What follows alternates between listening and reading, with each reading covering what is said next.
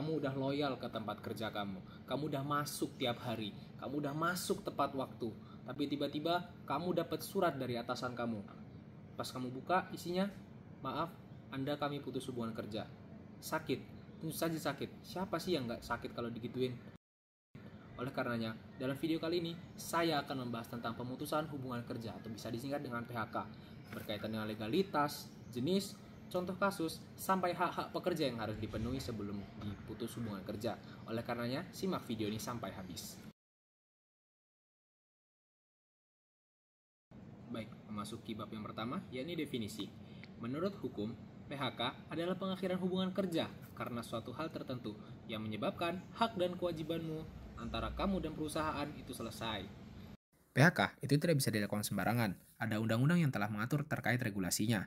Adapun undang-undang yang mengatur adalah Undang-Undang Nomor 13 Tahun 2003 tentang Ketenagakerjaan, Undang-Undang Nomor 11 Tahun 2020 tentang Cipta Kerja, dan PP Nomor 35 Tahun 2021 tentang PKWT, alih daya, waktu kerja, dan PHK.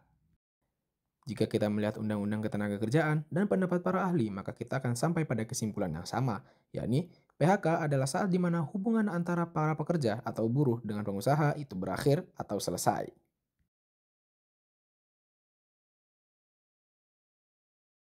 Untuk jenis-jenisnya, pemutusan hubungan kerja terdapat 4 jenis. Yang pertama, yaitu pemutusan hubungan kerja demi hukum. Yang kedua, pemutusan hubungan kerja oleh pengadilan.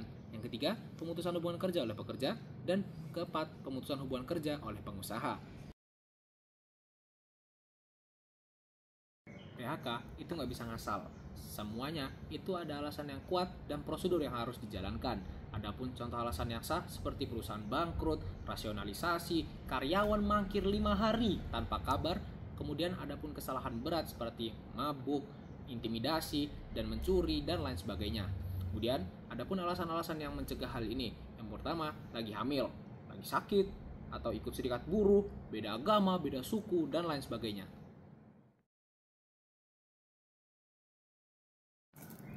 Kemudian, adapun hak-hak pekerja yang harus dipenuhi oleh pengusaha. Yang pertama, yakni uang pesangon.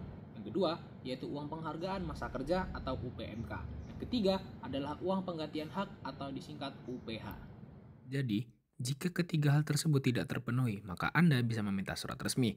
Jikapun Anda tidak puas, maka Anda bisa melapor ke Disnaker atau ajukan sengketa ke PPHI atau minta mediasi lewat serikat-serikat yang ada.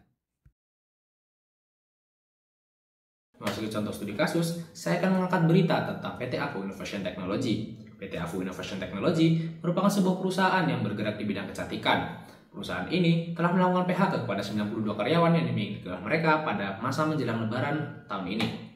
Menurut para karyawan, PHK yang dilakukan oleh PT AFU Innovation Technology ini tidak transparan karena tidak dijelaskan sebelumnya alasan mengapa mereka di PHK.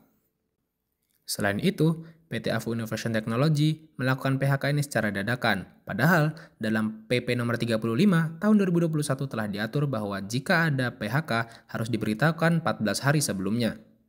Menanggapi hal ini, pihak perusahaan telah memberikan klarifikasi.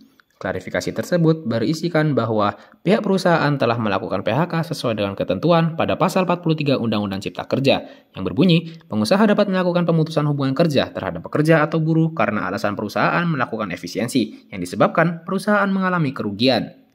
Pihak perusahaan juga menjelaskan bahwa mereka telah membayar uang pesangon, uang penghargaan masa kerja, dan uang pergantian hak sesuai dengan ketentuan yang ada. Ingat, PHK bukan akhir dari hidup kita, tapi awal dari perjuangan yang baru. Oleh karenanya, tetap bersuara dan jangan diam bila hak kita dirampas. Saya Alif, saya pamit undur diri. Sekian, terima kasih.